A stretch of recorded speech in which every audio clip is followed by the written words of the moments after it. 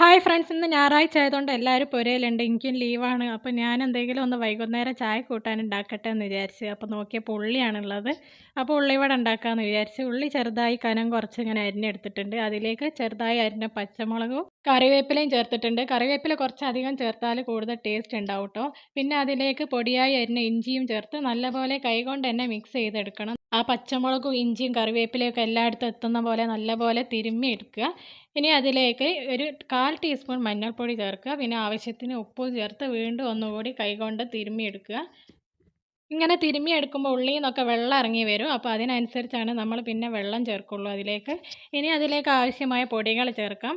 ഞാനിവിടെ മൈദപ്പൊടി ചേർത്തിട്ടുണ്ട്. ഞാൻ 1 കപ്പ് മൈദപ്പൊടിയാണ് ഇതിലേക്ക് എടുത്തത്. പിന്നെ അതിൻ്റെ പകുതി അരിപ്പൊടി കൂടി ചേർത്തിട്ടുണ്ട്. കടലപ്പൊടി ചേർത്താലും മതി. ഞാനിപ്പോൾ എൻ്റെ അടുത്ത് അരിപ്പൊടിയാണുള്ളത്, അതുകൊണ്ട് അരിപ്പൊടി ചേർത്ത് വീണ്ടും കൈകൊണ്ട് നന്നായിട്ട് മിക്സ് ചെയ്തിട്ട് ആവശ്യമെങ്കിൽ മാത്രം വെള്ളം ചേർത്താൽ മതി. നോക്കിയിട്ട് ചേർത്താൽ മതി, ഒരുപാട് ലൂസായി പോകരുത്.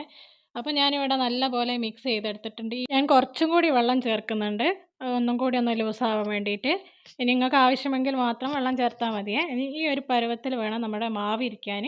ഇനി നമുക്കിത് ഫ്രൈ ചെയ്തെടുക്കാം. ചൂടായ എണ്ണയിലേക്ക് കൈകൊണ്ട് കുറേശ്ശെ എടുത്തിട്ട് ഇതുപോലെ ഒന്ന് പരത്തി കൊടുക്കുക. എന്നിട്ട് ചൂടായ എണ്ണയിലേക്ക് ഇങ്ങനെ ഇട്ട് കൊടുത്താൽ മതി. ഓരോന്നായിട്ട് ഇതുപോലെ 3 4 എണ്ണമൊക്കെ ആയിട്ട് ഇട്ട് കൊടുക്കാം. ചായ തിളയ്ക്കുന്ന സമയം കൊണ്ട് തന്നെ നമുക്ക് പെട്ടെന്ന് തയ്യാറാക്കാൻ പറ്റിയ ഒരു സ്നാക്കാട്ടോ ഇത്. നല്ല ചൂട് കട്ടൻ ചായൻ്റെ കൂടെ നല്ല സൂപ്പർ കോമ്പിനേഷനാണിത്.